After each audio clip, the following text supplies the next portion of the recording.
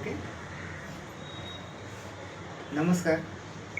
आज आपण माननीय गणेश कवटेकर साहेब आपल्या स्टुडिओमध्ये आलेले आहेत. त्यांच्याशी चर्चा करणार आहोत. तर प्रथम तर ते अध्यक्ष आहेत राजेशाही प्रतिष्ठानचे महाराष्ट्र राज्य. त्यांच्याशी काही गोष्टींची आपण चर्चा करणार आहोत. गणेश सर नमस्कार. मी गणेश कवटेकर, राजेशाही प्रतिष्ठान महाराष्ट्र राज्य संस्थापक अध्यक्ष. सरांनी आम्हाला आज विषयावरती बोलवलं होतं की सरसगड पालीजवळ अष्टविनायक मंदिराच्या पाठीमागे जो एक सरसगड आहे त्याच्यावरती 2024ला आम्ही महाशिवरात्रीसाठी गेलेलो होतो. तसं राजेशाही प्रतिष्ठान दरवर्षी महाशिवरात्री दिवशी रात्रभर अभिषेक घालायला सरसगडावरती जातो. सरसगडाला पालीचा पाठीमागे असलेला सुधागड तालुक्यामध्ये येतो. त्याला पगडीचा किल्ला पण बोलतात. सरसगडावरती 2024ला जेव्हा आम्ही रात्री अभिषेक करायला गेलो होतो तेव्हा तिथे अनधिकृत बांधकामाची अशी पडझड होती, परंतु तिथे असं काही दिसलं नव्हतं. आम्हाला त्याचे अवशेष भेटलेले होते, पण 24चा विषय होता म्हणून आम्ही तेवढं काय लक्षात घेतला नाही. 24च्या टायमाला आम्ही बघून घेतलं, त्यात आम्हाला काही दिसलं नव्हतं. परंतु 25ला महाशिवरात्री दिवशी जेव्हा आम्ही रात्री वस्तीला गेलो तर तिथे आम्हाला अनधिकृत बांधकाम दिसलं. त्याच्यावरती 3 कॅमेरे सरकारने लावलेले होते, ते दिसलेले होते. हा विषय जेव्हा राजेशाही प्रतिष्ठानच्या निदर्शनात आला तर आम्ही तिथे असलेल्या 2-3 अजून प्रतिष्ठानं आहेत जी कामं करतात त्या किल्ल्यावरती, त्यांना सांगितल्याप्रमाणे त्यांनी पण थोडासा हातभार दिला, परंतु त्यांना एवढं महत्त्वाचं वाटलं नव्हतं.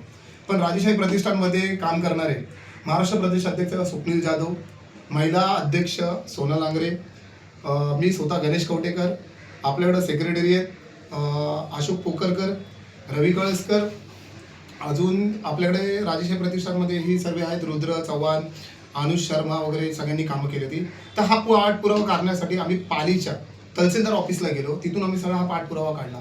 त्याच्यामध्ये आम्हाला असं कळलं की तिथे जे अनधिकृत बांधकाम झालेलं होतं 1966ला त्याला फक्त 180 रुपये दिवाबत्तीसाठी दिले होते.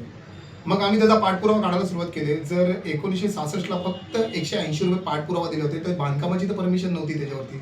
मग अभिलेखला गेलो, अभिलेखला विचारलं तर अभिलेखला पण आम्हाला टाळाटाळ केली. पोलीस स्टेशनला गेलो, त्याचा एक अर्ज दिला. मग पोलिसांनी आम्हाला सहकार्य केलं. तेव्हा सरिता चव्हाण मॅडम होत्या, आपले कांबळे साहेब पण आहेत, अजून पण आहेत. कांबळे साहेबांनी पण आम्हाला छान प्रकारे सपोर्ट केला, त्यांच्या योग्य ते मार्गदर्शन घेतलं आणि आम्ही या सगळ्या गोष्टींवरती पाठपुरावा केल्यानंतर आम्हाला कळलं की हे बांधकाम अनधिकृत होतं. आत्ता 26च्या महाशिवरात्रीला आम्ही जेव्हा गेलो तर आमचा विजय झालेला आम्हाला दिसलेला होता. सरकारने तिथून ते अनधिकृत बांधकाम हटवलेलं आहे. माझं सर्व शिवभक्तांना आणि सर्वांना एक गोष्ट सांगते की तुम्हाला जर कुठल्या किल्ल्यावरती असं अनधिकृत बांधकाम दिसतंय, आमच्या निर्देशनाला सरकारला दाखवा. ती जर चुकीची गोष्ट आहे तर आहे. आता आपल्याकडे अजून पुढचे 2 विषय आहेत, लोहगड पण आहे आणि कल्याणच्या दुर्गाडी किल्ल्याचा पण विषय आहे.